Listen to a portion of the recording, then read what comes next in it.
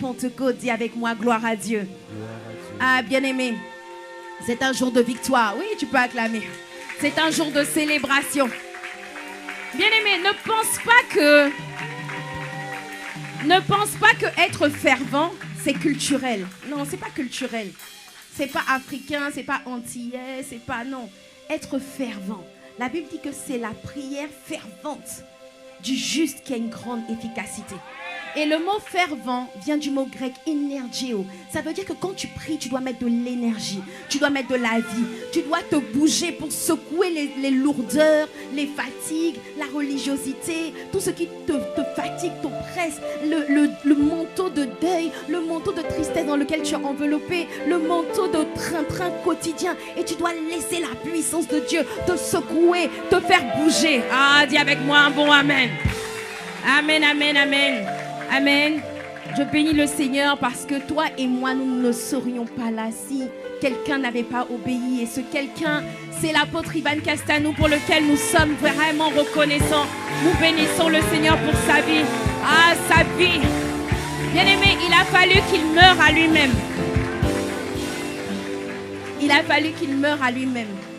Il a fallu qu'il paye un prix. Parce qu'on pense, on va en parler aujourd'hui. On pense que quand quelqu'un vient, qui donne des révélations, qu'il prêche une parole qui nous fait du bien, on pense que c'est, comment dire ça, que c'est normal, que c'est, oui, pour lui ça coule, c'est facile, c'est un don qu'il a. Bien aimé, il y a un prix qui paye. Et pour ce prix qui paye, nous sommes infiniment reconnaissants. Amen. Pour Maman Maud, nous sommes infiniment reconnaissants. Bien aimé, comme l'a dit, bien aimé, je suis sûre que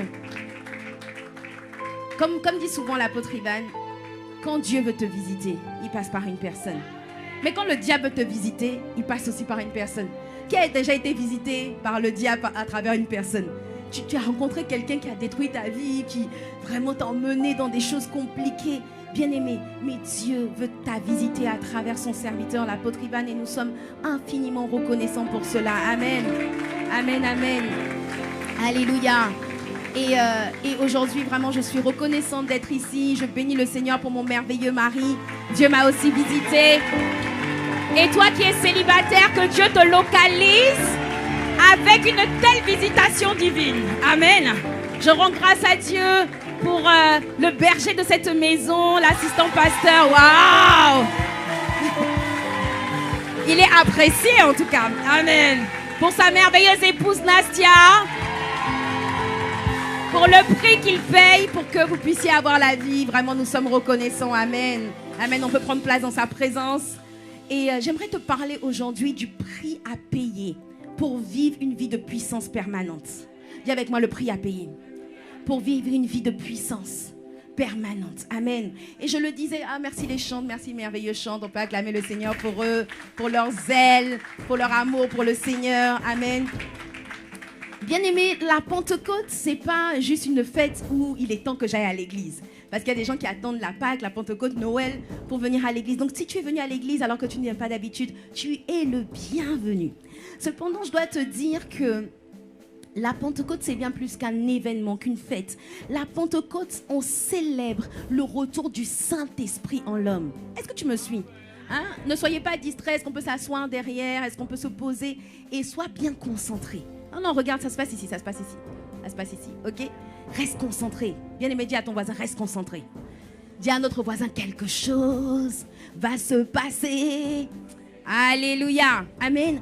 Acte 1, verset 8. Le Seigneur dit, vous recevrez une puissance, le Saint-Esprit survenant sur vous, et vous serez mes témoins.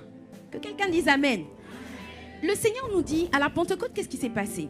On voit dans la Bible que le Saint-Esprit est descendu sur les disciples et qui se sont mis à parler en langue. Et si tu parles en langue, gloire à Dieu. Mais c'est bien plus que le fait de parler en langue. À la Pentecôte, il dit qu'il y a une puissance. Cette puissance, c'est le Saint-Esprit qui vient à l'intérieur de toi. Et le mot puissance vient du mot grec dynamis. Dis avec moi dynamis. Dunamis, c'est une force, une capacité. La puissance qui est venue sur toi lorsque tu as accepté Jésus, ce n'est pas juste un petit truc qui t'a, j'ai senti quelque chose. Non, c'est la même puissance qui a ressuscité Jésus-Christ d'entre les morts, qui a fait en sorte qu'il ne pouvait pas rester dans le tombeau. Voilà pourquoi, quels que soient les tombeaux dans lesquels on t'avait enfermé, quelles que soient les malédictions dans lesquelles tu étais enfermé, quels que soient les défis que tu avais, il faut que tu sois conscient de la puissance que tu transportes. Oh, dis avec moi un bon amen. Il faut que tu sois conscient que tout est possible à celui qui croit et que rien n'est impossible. Il faut que tu sois conscient que quelle que soit la taille des Goliaths auxquels tu as affaire, quelle que soit la taille des défis auxquels tu as affaire, dis avec moi, j'ai la puissance. Quels que soient les sorciers de ta famille, quel que soit, on t'a dit oui, non, lui c'est un grand prêtre. Ah non, là, pour rentrer dans tel domaine, il faut un grand diplôme, il faut de grands efforts. Dis avec moi, j'ai un avantage. Cet avantage, c'est le Saint-Esprit de Dieu en toi. Le Saint-Esprit de Dieu en toi peut te faire exploser n'importe quel mur d'impossibilité. Quel que soit, on t'a dit que cette maladie est incurable, il faut juste que tu sois conscient. Et on va voir aujourd'hui qu'il faut que tu actives cette puissance. C'est comme si, parce que le mot grec puissance vient du mot, puissance vient du mot grec dynamis, qui veut dire dynamite. C'est ça qui a donné le mot dynamite. Et le Seigneur nous dit que, c'est en Éphésiens 1, verset 18, il dit que il y a en nous l'infinie grandeur de sa puissance. Et dans d'autres versions, il dit l'hyper méga puissance explosive de Dieu. Tu as en toi, bien aimé, je veux d'abord, ne dis pas mais je vois pas. Je veux d'abord que tu saches la vérité. Tu n'as pas reçu juste quelque chose pour t'exciter. Tu as reçu en toi une hyper, méga puissance explosive de Dieu qui est capable de faire sauter tous les murs d'impossibilité. Quand tu vois par exemple même toi-même, tu es dans le péché, tu es dans la pornographie, dans l'impudicité et tu dis non, je suis faible, j'arrive pas à prier, j'arrive pas à me discipliner, je me sens rejeté, je me sens découragé, bien aimé. C'est parce que tu n'as pas encore appuyé sur le bouton qui fait exploser la bombe. Quel que soit ce qui te retient, appuie juste sur le bouton et ça va faire exploser. Il faut que tu saches comment on fait pour appuyer sur le bouton qui fait que cette hyper méga puissance explosive te fait passer là où on avait dit que tu passes pas. Là où on avait dit que tu ne pouvais pas passer parce que tu n'avais pas le diplôme, tu n'avais pas la bonne couleur de peau, tu n'avais pas la bonne race, tu n'avais pas la bonne face. Bien aimé, dis avec moi, je dois juste appuyer sur le bouton. Je dois juste activer la bombe qui est à l'intérieur de moi. Quels que soient les obstacles, les barrières qui sont devant toi, quels que soient les défis que tu as à l'intérieur de toi et quels que soient les défis qu'il y a à l'extérieur de toi, sache qu'il y a une hyper méga puissance explosive qui peut te faire changer les circonstances et les situations. On a dit que Limoges est trop difficile, il y a des ténèbres. Bien aimé, les ténèbres existent pour révéler la lumière que tu es. Bien aimé, il n'y a pas de souci, les ténèbres ne sont pas un problème. Les difficultés en réalité ne sont pas des difficultés. Elles sont juste des opportunités pour révéler la puissance de Dieu qui est à l'intérieur de toi. Bien aimé, je ne sais pas quelles sont tes difficultés, mais change ton vocabulaire. Ce n'est pas une difficulté, c'est une opportunité. C'est une opportunité qu'on voit qui tu es vraiment. On t'a méprisé, c'est pas grave. Dis avec moi, c'est une opportunité. On t'a fermé la porte, ça fait plusieurs années que tu es au chômage. Dis avec moi, c'est juste une opportunité. Parce que Dieu aime quand la situation est bien gâtée, quand les situations sont bien difficiles. Dieu aime, Dieu prend plaisir à endurcir le cœur de Pharaon pour que Pharaon et son armée poursuivent les enfants d'Israël jusqu'à se retrouver devant une mer d'impossibilités. Dieu prend plaisir à faire en sorte que tu te retrouves devant une mer rouge et il prend plaisir à transformer cette mer rouge en tapis rouge. Oh, dis avec moi un bon amen. Les enfants d'Israël sont venus devant la mer rouge et ils ont dit oulala, c'est fini. Il fallait même mieux qu'on reste dans le monde. Il fallait même mieux qu'on reste en Égypte. On allait nous tuer là-bas. Mais mourir devant une mer, c'est pas possible. Moïse a dit attendez. Dis avec moi attendez. Il a juste dit attendez. Moïse a pris son bâton. Il a levé son bâton. Bien-aimé, aujourd'hui tu vas lever le bâton qui est à l'intérieur de toi. Aujourd'hui tu vas lever le bâton de puissance qui est à l'intérieur de toi. Cesse d'être impuissant face aux situations qui sont devant toi. Tu as quelqu'un autour de toi, tu as tes voisins qui sont dans l'alcoolisme, qui sont dans la drogue. Tu as des personnes dans ta famille qui sont dans les difficultés compliquées. Bien-aimé, lève juste le bâton. La mer rouge va se transformer en tapis rouge. Et bien-aimé, je prophétise sur ta vie que ça se passe au mois de mai. Alléluia. Il faut juste que tu actives la puissance. Et Paul nous dit, parce que bien aimé, Paul est quelqu'un qui a vraiment transporté la puissance de Dieu. Paul venait de loin, parce que toi tu dis non, mais c'est parce que dans mon enfance, j'étais maltraité. C'est parce que dans mon enfance, j'ai pas fait d'études, j'ai pas fait ceci, j'ai pas fait cela. C'est pour ça que, en fait, j'ai du mal à me sentir aimé. J'ai du mal à... Quand j'étais petit, on m'a abusé, on m'a abandonné. Mais bien aimé, Paul était dans les ténèbres comme pas possible. Paul était quelqu'un qui avait un esprit de meurtre. Ça veut dire que quand il voyait des gens, il avait envie de les tuer.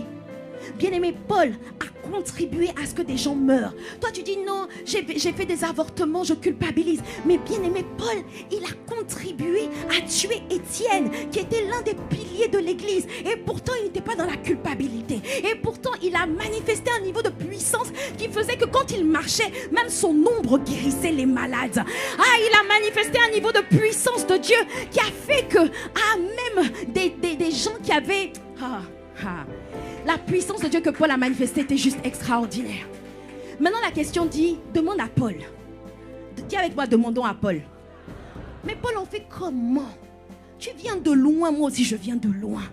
Je ne t'ai pas vu vivre pendant 10 ans, faire des formations pendant 10 ans, faire plein de choses pendant 10 ans et ne rien voir, 48 heures, 2 fois, 3 fois, 4 fois, et ne rien voir bouger dans ma vie. Dis avec moi, Paul, on fait comment? Alléluia. Et Paul nous dit en Philippiens 3, verset 10, il dit afin de connaître Christ et la puissance de sa résurrection. Paul dit qu'il connaît Christ et qu'il connaît la puissance. Suis-moi. Si ton voisin dort un peu, tu lui donnes un petit coup de coude. Alléluia. Personne ne dort ici. La puissance de Dieu est là. Même s'il y a la chaleur, c'est pas grave, ça contribue à la chaleur du Saint-Esprit. Tu es là, il reste quelques minutes, tu vas recevoir ce que tu dois recevoir. Alléluia. Et Paul dit qu'il connaît Christ. Ça veut dire que le caractère de Christ est formé en lui. Il n'y a plus le rejet. Malgré ses fautes qu'il a fait, il n'y a plus la culpabilité. Il n'y a plus l'impureté. Il n'y a plus tout ce qui le dominait. Il n'y a plus. Donc il connaît Christ.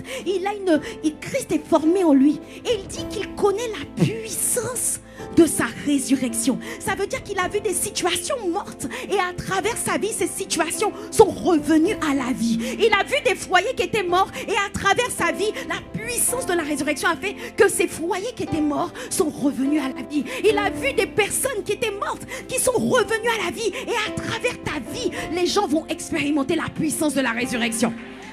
Mais bien aimé, Paul dit, il dit en Philippiens 3 verset 10, afin de...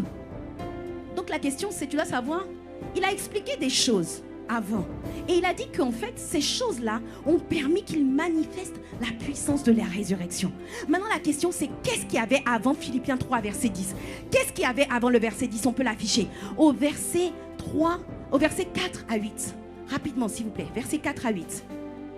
Allez, que la puissance de la résurrection réveille les gens de la régie. Alléluia. Il dit... Suis avec moi. Bon, j'avais donné la version du semeur, mais c'est pas grave. Moi aussi, on va le lire ensemble. 1, 2, 3. Moi aussi, cependant, j'aurais sujet de mettre ma confiance en la chair. Si quelque autre croit pouvoir se confier en la chair, je le puis davantage. Allez. J'ai été circoncis le 8e jour. Je suis israélite de naissance, de la tribu de Benjamin, de pur sang hébreu. Pour ce qui concerne le respect de la loi, je faisais partie des pharisiens. On continue. Quant à mon zèle, il m'a conduit à persécuter l'Église. Face aux exigences de la loi, j'étais sans reproche. On continue. Mais toutes ces choses qui constituaient à mes yeux un gain, mais à cause du Christ, je les considère désormais comme une perte.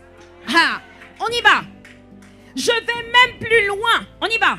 Tout ce en quoi je pourrais me confier, je le considère comme une perte à cause de ce bien suprême, la connaissance de Jésus-Christ mon Seigneur.